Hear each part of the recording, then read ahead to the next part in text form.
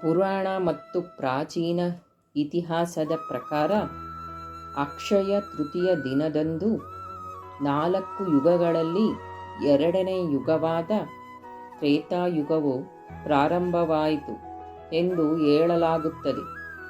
ಭಗವಾನ್ ವಿಷ್ಣುವಿನ 6ನೆಯ ಅವತಾರವಾದ ಪರಶುರಾಮನು ಅಕ್ಷಯ ತೃತೀಯ ದಿನದಂದು ಜನಿಸಿದರು ಎಂದು ಹೇಳಲಾಗುತ್ತದೆ.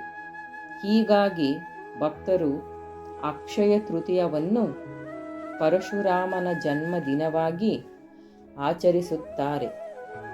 ಅಕ್ಷಯ ತೃತೀಯದಂದು ಭಕ್ತರು ಪವಿತ್ರ ಸ್ನಾನ ಮಾಡುವ ಮೂಲಕ ಮತ್ತು ಹಳದಿ ವೇಷಭೂಷಣದಲ್ಲಿ ತಮ್ಮನ್ನು ತಾವು ಅಲಂಕರಿಸಿಕೊಳ್ಳುವುದರೊಂದಿಗೆ ದಿನವನ್ನು ಪ್ರಾರಂಭಿಸಿದರೆ ಉತ್ತಮ ಮತ್ತು ಮಂಗಳಕರ ಸಂಕೇತವಾಗಿದೆ.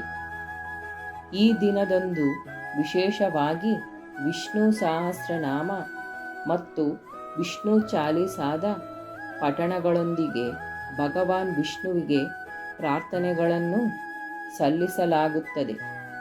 ದಂತಕಥೆಯ ಪ್ರಕಾರ ಅಕ್ಷಯ ತೃತೀಯದಲ್ಲಿ ಸಂಪತ್ತಿನ ದೇವತೆಯಾದ ಕುಬೇರನು ಭಗವಾನ್ ಶಿವ ಮತ್ತು ಬ್ರಹ್ಮನಿಂದ ಆಶೀರ್ವಾದವನ್ನು ಪಡೆದನು.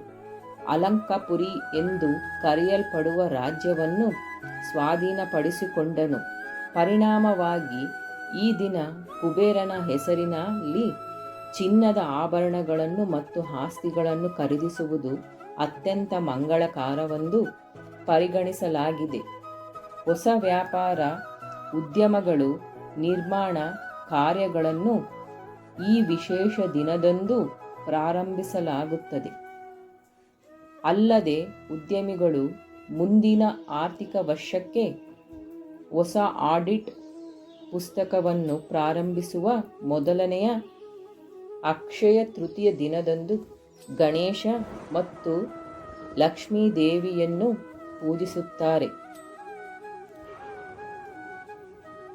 ಇದಲ್ಲದೆ ಅಕ್ಕಿ ಕೊಳ್ಳುವವರು, ಬ್ಯಾಂಕ್ ಖಾತೆಗೆ ಹಣ ಜಮಾ ಮಾಡುವವರು, ಯಾವುದೇ ರೀತಿಯ ಹೊಸ ವಸ್ತುಗಳು ಅಥವಾ ಪಾತ್ರೆಗಳು ಖರೀದಿಸುವವರು, ದೇವಸ್ಥಾನಗಳಿಗೆ ಭೇಟಿ ನೀಡುವವರು, ಬಡವರಿಗೆ ಅನ್ನದಾನ ಅಥವಾ ವಿಶೇಷ ಕೊಡುಗೆಗಳನ್ನು ನೀಡುವವರು ಅಥವಾ ಬಡ ಮಕ್ಕಳಿಗೆ ಅವರ ಶಿಕ್ಷಣ ಶುಲ್ಕಕ್ಕಾಗಿ ಸಹಾಯ ಮಾಡುವವರಿಗೆ ಈ ದಿನ ಶುಭಕರವಾಗಿದೆ.